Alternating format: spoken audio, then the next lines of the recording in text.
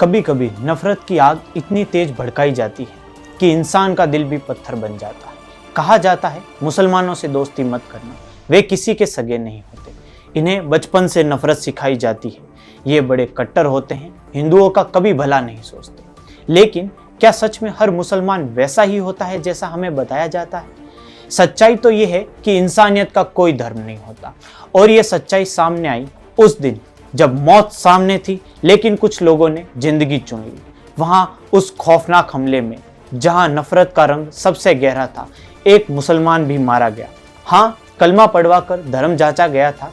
हाँ, कपड़े उतरवाए गए थे, लेकिन उसी अंधेरे में एक रोशनी भी थी। एक मुसलमान जिसने आतंकियों से लड़ने की हिम्मत दिखाई। वो उनकी बंदूक छीनने की कोशिश कर रहा था, अपनी जान की परवाह किए बिना।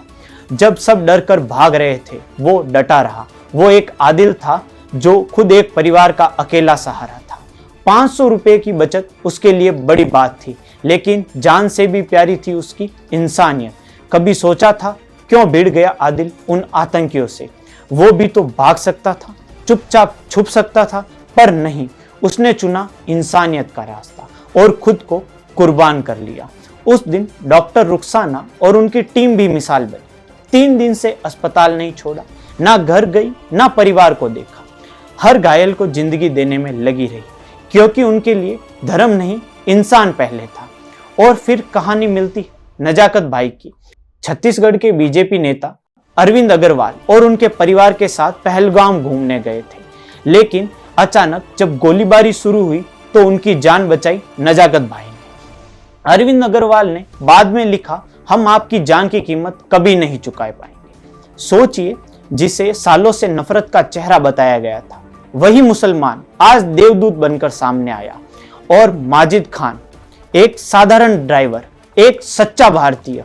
जब महाराष्ट्र से आए टूरिस्ट डरे हुए थे तो माजिद ने उन्हें अपने घर बुलाया। कहा, डरो मत, मेरे घर चलो, वहां कोई खतरा नहीं। आज जब कोई नफरत की आग लगाता है तो याद रखिए कि उसी आग में कई बार मोहब्बत भी खड़ी होती है, चुपचाप, बेआवाज। क्योंकि जब आतंक फैलाने वाले धर्म पूछते हैं तो बचाने वाले सिर्फ इंसान देखते हैं। दोस्तों, हमें अपने दिलों में फैलाई जा रही नफरत को पहचानना होगा। हमें तय करना होगा कि राम और रहीम को लड़ाएंगे नहीं, मिलाएंगे। अगर आपको ये कहानी थोड़ी सी भी सच्ची लगी और इस वीडियो को उन तक पहुंचाएं जो अब भी धर्म के नाम पर नफरत फैला रहे हैं। हमें हिंदुस्तानियत अभी जिंदा है, इंसानियत की वजह से। धन्यवाद।